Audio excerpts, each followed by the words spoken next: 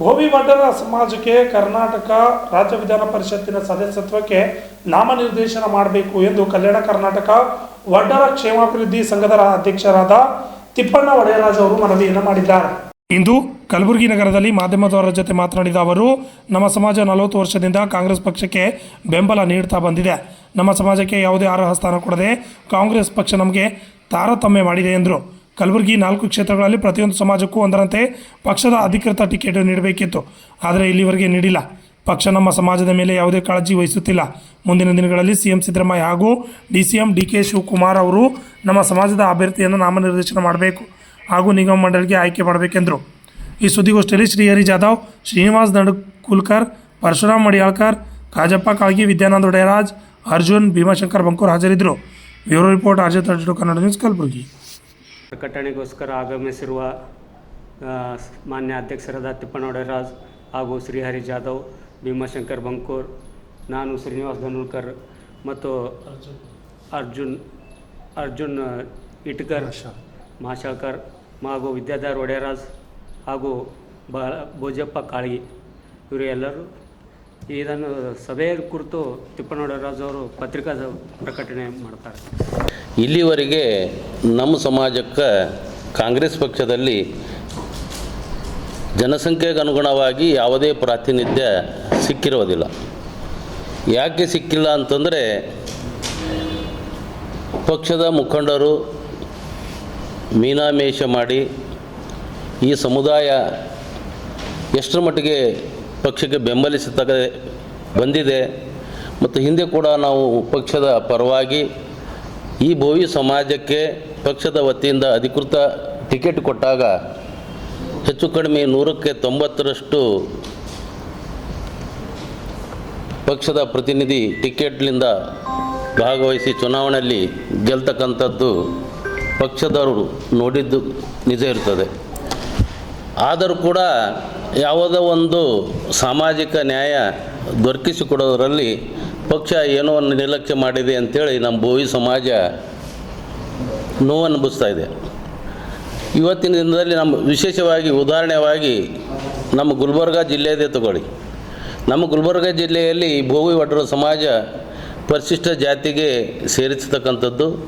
ಇದರಲ್ಲಿ ಮೀಸಲಾತಿಯ ಕ್ಷೇತ್ರಗಳು ಚಿಂಚೋಳಿ, ಚಿತ್ತಾಪುರ, ಗುಲ್ಬರ್ಗ ಗ್ರಾಮೀಣ ಮತ್ತು ವಿಶೇಷವಾಗಿ ಒಂದು ಲೋಕಸಭೆ ಸ್ಥಾನ ಅದು ಪರಿಶಿಷ್ಟ ಜಾತಿಗೆ ಸೇರಿರ್ತಕ್ಕಂಥದ್ದು.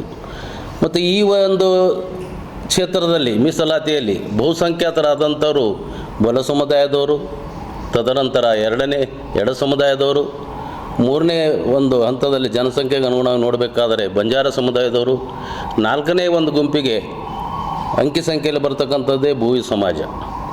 ಭೋವಿ ಸಮಾಜ ಗೋವಿಂದ ಪಿ ಒಡೆಯರ್ 1985ರಿಂದ ಚುನಾವಣೆ ಮಾಡುತ್ತಾ ನಿರಂತರವಾಗಿ 2 ಸಲ MLA ಆಗಿ 1 ಸಲ ವಿಧಾನ ಪರಿಷತ್ ಸದಸ್ಯರಾಗಿ ಸಾಕಷ್ಟು ಸಮಾಜದ ಏಳಿಗೆಗಾಗಿ, ಪಕ್ಷದ ಒಂದು ಏಳಿಗೆಗಾಗಿ ಸಾಕಷ್ಟು ಶ್ರಮವಹಿಸಿ ಅಕಾಲಿಕ ಮರಣದಿಂದ ಅವರು ನಮ್ಮನ್ನಗಲಿ ಹೋಗಬೇಕಾಗಿತ್ತು.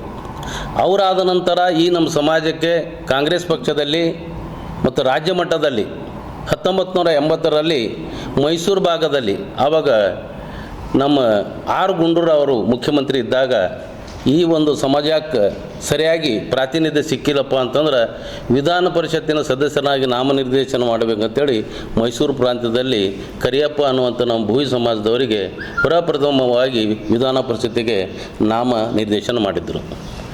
40 ವರ್ಷಗಳ ಕಳೆದರೂ ಕೂಡ ಅಂದಿಂದ ಒಂದು ಕಾಳಜಿ ಸಮಾಜದ ಮೇಲೆ ಪಕ್ಷ ಇಲ್ಲಿವರೆಗೆ ತೋರಿಸ್ತಾ ಇಲ್ಲ. ಹೋದ ಒಂದು 2018ರಲ್ಲಿ ನಮ್ಮ ಸಮುದಾಯಕ್ಕೆ 5 ಟಿಕೆಟ್ಗಳು ಕೊಟ್ಟಿದ್ದರು. 5ರಲ್ಲಿ 4 ಜನ ಗೆದ್ದು ಬಂದರು. ಆ ಗೆದ್ದು ಬಂದಂಥ ಒಂದು ಸಂದರ್ಭ ಇದ್ದರೂ ಕೂಡ ಹೋದ 23ರಲ್ಲಿ ಮತ್ತು ಯಾವುದೋ ಒಂದು ಸಾಮಾಜಿಕ ನ್ಯಾಯ ನಮ್ಗೆ ಸಿಗಲಿಲ್ಲ ಅಂತ ಅನ್ನಿಸ್ತದೆ.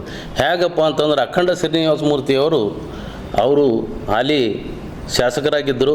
ಅವರು ಟಿಕೆಟ್ ಕಟ್ ಮಾಡಿ ನಮ್ಮ ಸಮಾಜಕ್ಕೆ, ಮತ್ತು ಸತೀಶ್ ಬಂಡಿಯವರು ಮುದೋಳ್ಳಿಂದ ಅವ್ರಿಗೆ ಕೂಡ ಟಿಕೆಟ್ ಕಟ್ ಮಾಡಿ 4 ಜನರಿಗೆ ಟಿಕೆಟ್ ಕೊಡಬೇಕಾಯಿತು. ಅದರಲ್ಲಿ 3 ಜನ ಗೆದ್ದು ಈಗಾಗಲೂ ಕೂಡ ಬಂದು ಶಾಸಕರಾಗಿ ಪ್ರತಿನಿಧಿಸಿದ್ದಾರೆ. ಮತ್ತು ಅದರಲ್ಲಿ ಒಬ್ಬರಿಗೆ ಮಂತ್ರಿ ಸ್ಥಾನವನ್ನು ಕೊಟ್ಟಿದ್ದಾರೆ, ಅದಕ್ಕೆ ನಾವು ಅಭಿನಂದನೆ ಹೇಳ್ತೀವಿ. ಆದರೆ ಜನಸಂಖ್ಯೆಗೆ ಅನುಗುಣವಾಗಿ ನಮ್ಮ ಗುಲ್ಬರ್ಗ ಭಾಗದಲ್ಲಿ ಯಾವುದೇ ಒಂದು ಪ್ರಾತಿನಿಧ್ಯ ಇಲ್ಲಿ ಸಿಕ್ಕಿಲ್ಲ. 4 ಮೀಸಲಾದ ಸ್ಥಾನಗಳಲ್ಲಿದ್ದರೂ ಕೂಡ ಟಿಕೆಟ್ ಕೊಡಬೇಕು ಅಂತೇಳಿ ಹಾಗೇನಿಲ್ಲ. ಮುಖಂಡರಲ್ಲಿ ಕಳಕಳಿ ಮನವಿ ಏನಪ್ಪ ಅಂತಂದ್ರೆ, ಎಟ್ಲೀಸ್ಟ್ ನಮಗೆ ವಿಧಾನ ಪರಿಷತ್ ಒಂದು ಸ್ಥಾನ ಈ ನಮ್ಮ ಭೋವಿ ಸಮಾಜಕ್ಕೆ ಒಂದು ನಾಮನಿರ್ದೇಶನ ಮಾಡಬೇಕು. ಮತ್ತು ಹಲವಾರು ಸಭೆಗಳನ್ನು ಮಾಡಿದಾಗ 2-3 ಲಕ್ಷ ಜನ ಸೇರಿ ಸನ್ಮಾನ್ಯ ಈಗಿರ್ತಕ್ಕಂಥ ಮಾನ್ಯ ಮುಖ್ಯಮಂತ್ರಿಗಳಾದ ಸಿದ್ದರಾಮಯ್ಯನವರು ಕೂಡ ನಮ್ಮ ಸಮುದಾಯ, ನಮ್ಮ ಪೂಜ್ಯರಾದಂಥ ಶ್ರೀ ಇಮ್ಮಡಿ ಸಿದ್ದರಾಮೇಶ್ವರ ನೇತೃತ್ವದಲ್ಲಿ ಬಾಗಲಕೋಟದಲ್ಲಿ, ಚಿತ್ರದುರ್ಗದಲ್ಲಿ ಬೃಹತ್ ಸಮಾವೇಶಗಳನ್ನು ಮಾಡಿದಾಗ ಕೂಡ ಸನ್ಮಾನ್ಯ ಶ್ರೀ ಉಪಮುಖ್ಯಮಂತ್ರಿಗಳಾದ DK ಶಿವಕುಮಾರ್ ಅವರು, KPCC ಅಧ್ಯಕ್ಷರು ಅವರು ಕೂಡ ಈಗಾಗಲೇ ಮಾತು ಕೊಟ್ಟಿದ್ದರು.